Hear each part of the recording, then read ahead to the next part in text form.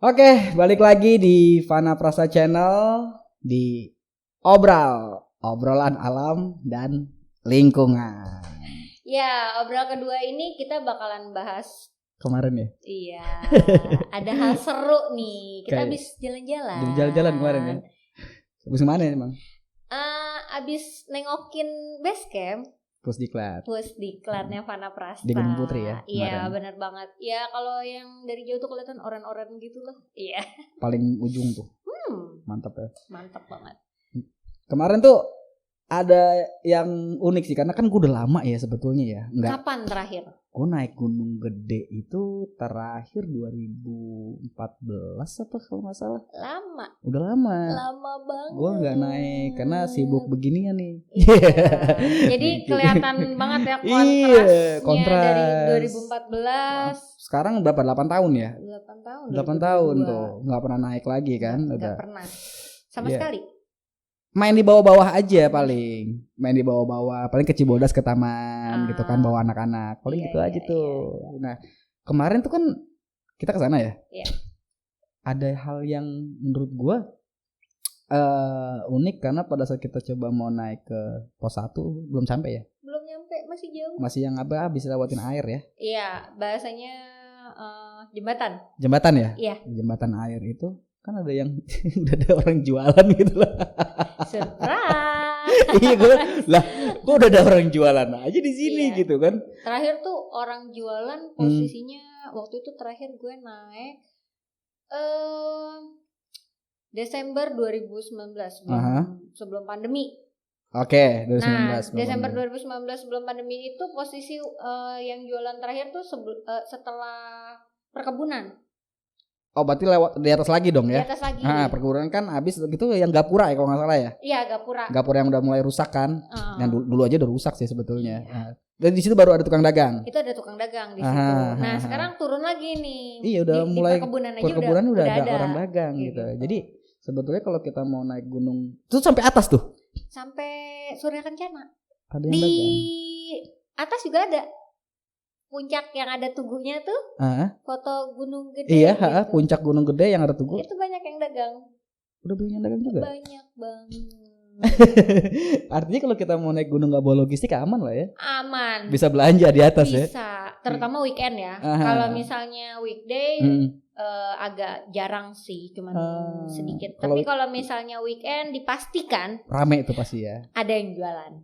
Oke, enggak, gue ngelihatnya gini ya, apa namanya? Ya artinya kalau memang pariwisata kan kalau kita bicara wisata ya, wisata alam gitu ya kan.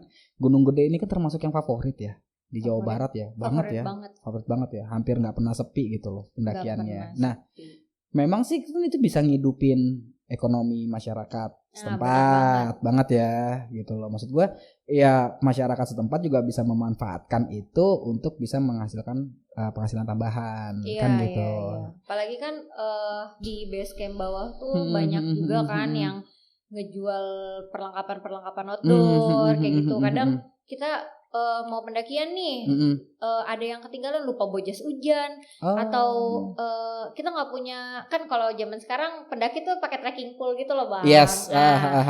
Ada juga tuh yang jualan kayak tongkat dari bambu gitu. Oh iya. Jadi, kemarin gue lihat mereka bikin sendiri gitu ya kan, kreatif ya. Warga lokal juga nge-support gitu. Kira-kira apa sih yang dibutuhkan sama pendaki? Kayak apalagi logistik kayak mie atau cemilan-cemilan itu banyak ya banyak dan jadi, juga penginapan base camp tuh sekarang udah banyak gitu, tempat penitipan motor dan mobil, kendaraan, parkiran juga udah nge-provide lah penduduk tapi sekitar. Itu apa swadaya masyarakat ya? Swadaya masyarakat sendiri. Swadaya masyarakat, dia punya lahan, dia bikin kios, dia bikin parkiran untuk base camp juga ya, untuk istirahat segala macam gitu. Jadi ya menarik sih sebetulnya gitu kalau gue lihat ya. Ngebangun ekonomi warga juga. Benar.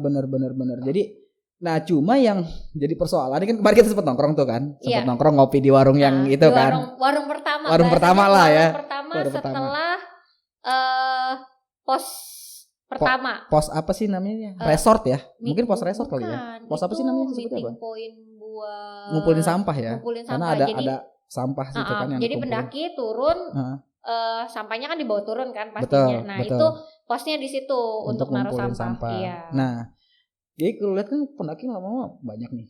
Iya. Gitu. Nah, timbul sih pemikiran gue ya. Kalau kita bicaranya makin banyak orang yang berkunjung, makin banyak yang minat ke sana, artinya kan juga pasti ada dampak lah.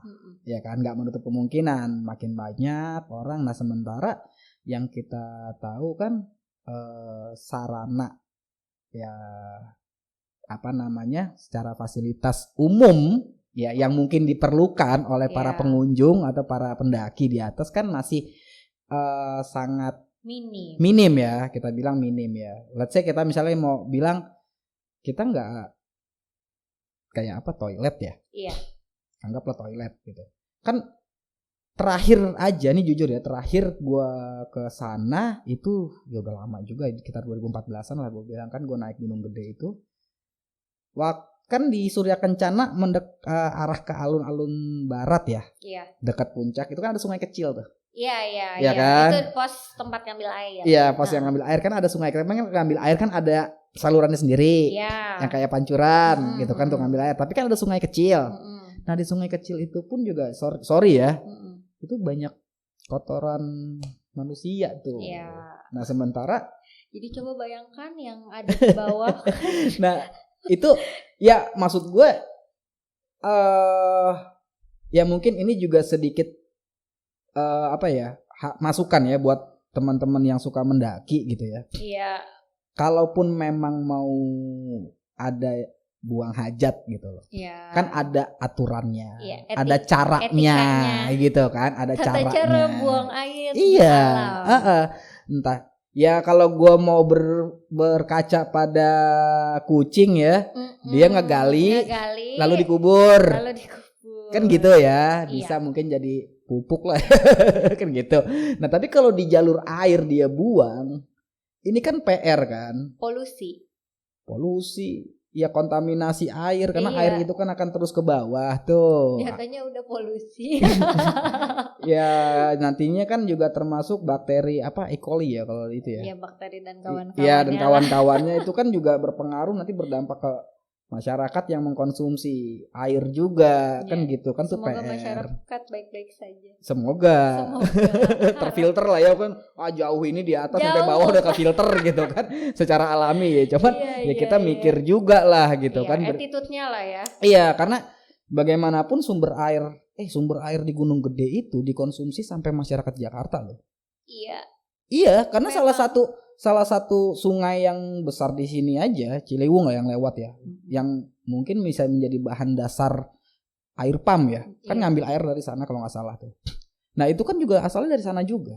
Nah kalau itu sudah terkontaminasi sampai di pusat dia keluarnya, sampai kayak apa di bawahnya kan gitu. Artinya tanggung jawab kita harusnya bisa sampai ke sana tuh. Mungkin tidak pernah terpikirkan oleh mereka orang. Dan yang kadang sedihnya gini ya Bang, penggiat alam sekarang kan pendakian itu tidak hanya sekedar penggiat alam kan, gitu. Itu jadi wisata. Yes, betul. Dan terkadang orang yang berwisata tidak memiliki edukasi yang cukup. Bagaimana sih kita harus bersikap di alam? Iya.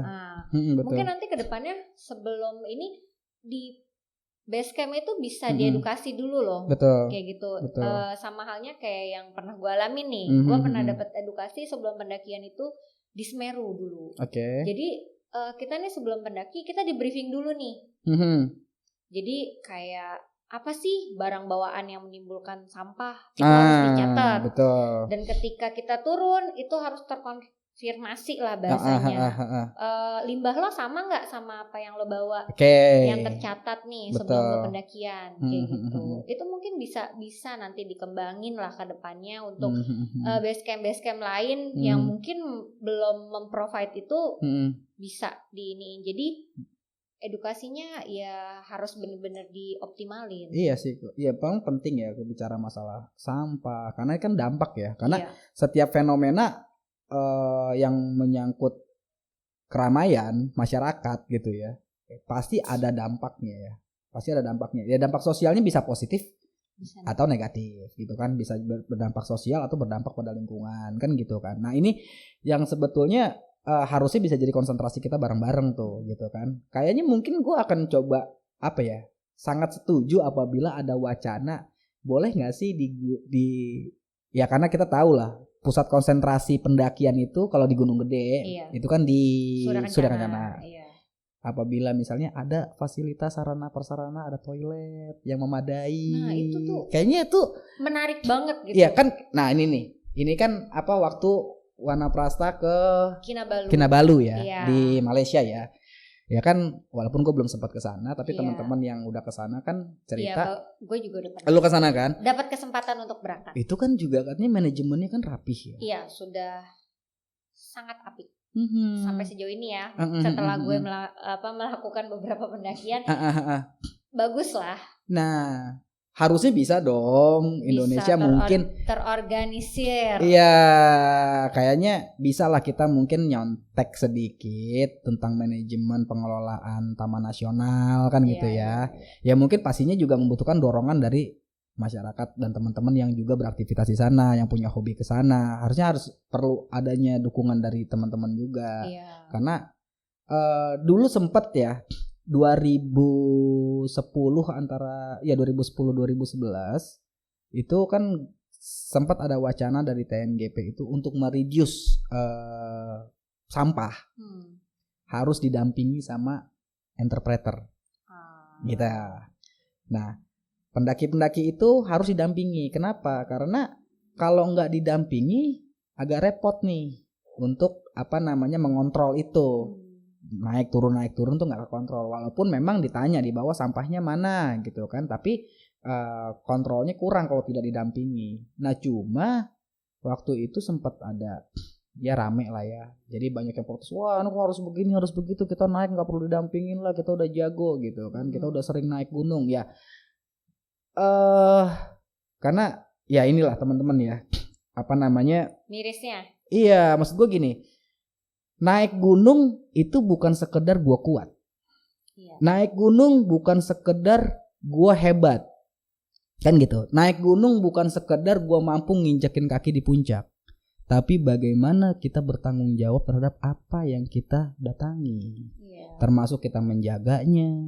Kotoran juga jangan sampai sembarangan. Sampah-sampah kita harus juga bertanggung jawab. Nah, terkadang pendakian itu menjadi satu legitimasi gue orang kuat.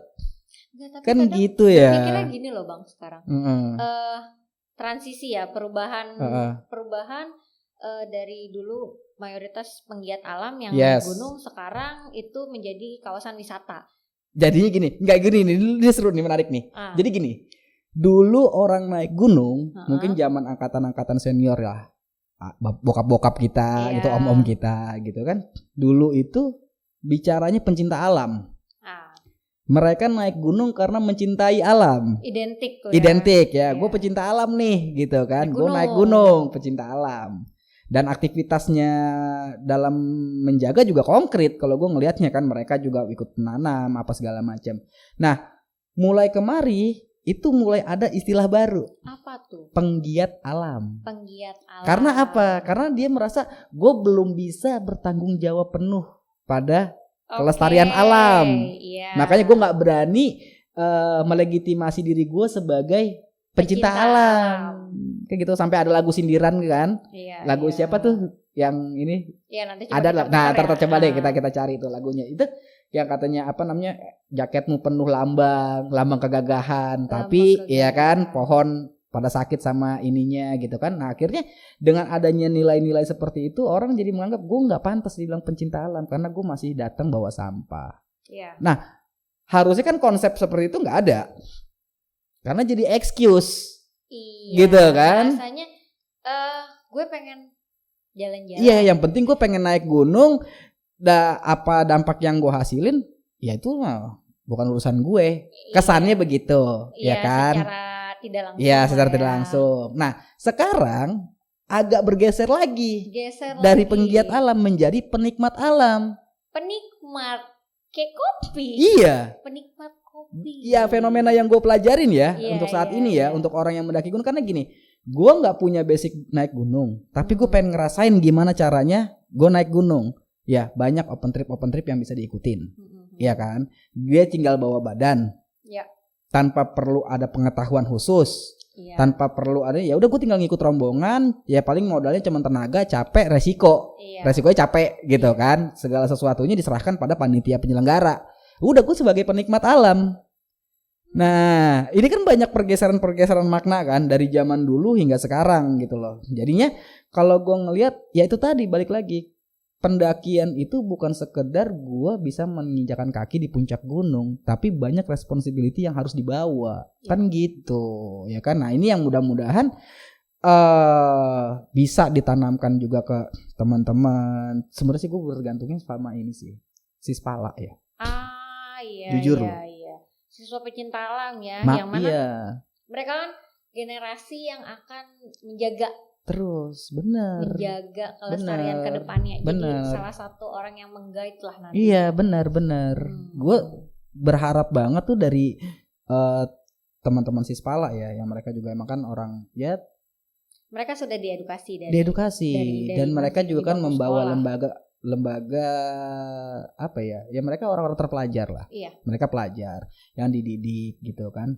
Nah diharapkan teman-teman dari Sispala ini juga memiliki bukan cuman wawasan pendakian dalam artian kan aktivitas olahraga ya, mendaki aktivitasnya olahraga, tapi pada saat dia sudah mau mendaki, yang mendatangi sesuatu tempat, dia juga punya wawasan lingkungan gitu ya, gimana menjaga tempat dia main lah gitu kan. Nah jadi banyak tuh, karena nggak sedikit kita punya permasalahan tentang sampah di atas tuh kan, akhirnya juga jadi problem kita sendiri gitu kan. Nah berapa kali Taman Nasional akhirnya membuat kegiatan yang nurunin sampah itu sampai bertonton. Iya.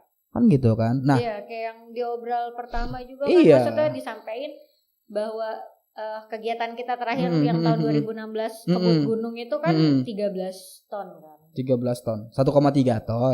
13 ton banyak amat. 1,3 ton. Ya mungkin kalau misalnya yang di pinggir-pinggiran dicomotin semua bisa sampai 13 ton. Termasuk kemarin ada berita loh. Apa? Itu yang ditemukan something. Oh, yang ya pakaian dalam ya banyak ya. Itu dari mana ketinggalan, apa jatuh kah? Jemur kali ya. Ngejemur. Ketinggalan. Enggak, dia ngejemur ketinggalan gitu. Degradasi itulah penurunan yang kayak gitu yang kadang agak sedikit miris ya kita. Nah, ya mungkin itu orang banyak entah emang dibuang karena kotor dia nggak mau turunin lagi, atau mungkin ya lucu sih ceritanya. Banyak ditemukan gituan kan. Nah kalau lu sendiri gimana sih tuh kayak gitu? Kalau gue maksudnya kita kan mendaki gunung itu kan nggak cuman hanya sekedar membawa badan naik ke atas kan, melihat pemandangan yang luar biasa kan di sana. Tapi maksudnya gimana caranya bertanggung jawab, apa yang kita bawa ya kita turunin. Bahasanya gini, kita tidak boleh meninggalkan apapun kecuali jejak. Kita tidak boleh mengambil apapun kecuali gambar. Satu lagi coba. Lupa. Sama. Mungkin teman-teman ada yang tahu nih.